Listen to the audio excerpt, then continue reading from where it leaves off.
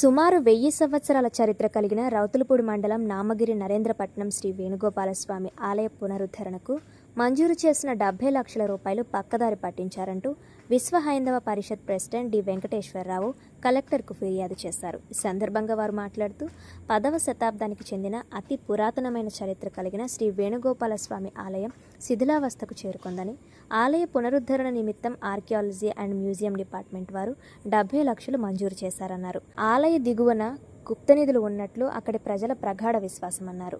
అయితే పునరుద్ధరణ పనుల నెపంతో ఆలయ దిగువన ఉన్న గుప్త నిధులు పక్కదోవ పట్టిస్తున్నారని ప్రజలు అనుమానాలు వ్యక్తం చేస్తున్నారన్నారు. అలాగే రిపేర్లు, పునరుద్ధరణ నిమిత్తం చేయవలసిన పనులు తూతూ మంత్రంగా చేశారని, మంజూరు చేసిన సొమ్ముకు తగిన విధంగా పనులు జరగక సొమ్ము దుర్వినియోగమైందంటూ ఆరోపించారు.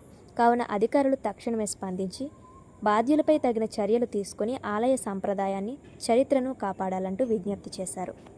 శ్రీరామ్ కాకినాడ జిల్లా రౌతులపూడి మండలం నామగిరి నరేంద్రపట్నంలో అతి పురాతనమైన 10వ శతాబ్దానికి సంబంధించిన అతి పురాతనమైన శ్రీ వేణుగోపాల స్వామి వారి యొక్క ఆలయం ఉన్నది.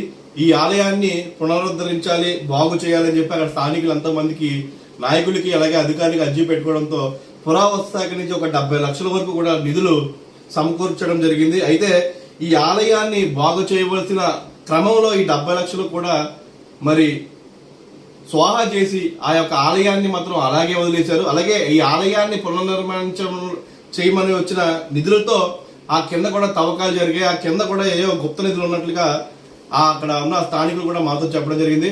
మేము విశ్వ హైందవ పరిషత్ తరపు నుంచి మేము నామగిరి నరేంద్రపట్నానికి వెళ్ళి అక్కడ దేవాలయాన్ని చూడడం జరిగింది. పూర్తిగా 70 లక్షలు కూడా దుర్వినియోగం జరిగాయి. అలాగే ఆలయం కింద ఉన్న గుప్త నిధులు ఏమైనట్లని చెప్పి నేను విశ్వ హైందవ పరిషత్ నుంచి నేను ప్రశ్నిస్తున్నాను. పురాతనమైన ఆలయ సంపదను కాపాడుకోవాలి, పురాతనమైన దేవాలయాన్ని కాపాడుకోవాలి. ఈ విధంగా మరి అధికారులు ముందుకు వెళ్లాలి తప్ప ఆ దేవాలయాన్ని ఎందుకు పనికి రాకుండా మూలన పడిసేలాగా 70 లక్షలు కూడా దుర్వినియోగం జరిగాయి. కాబట్టి ఈ రోజు కాకినాడ జిల్లా కలెక్టర్ ఆఫీస్ లో కలెక్టర్ గారిని కలిసి దీని మీద స్పెషల్ ఎంక్వైరీ చేయమని చెప్పి మేము అడగడం జరిగింది. అలాగే ఈ యొక్క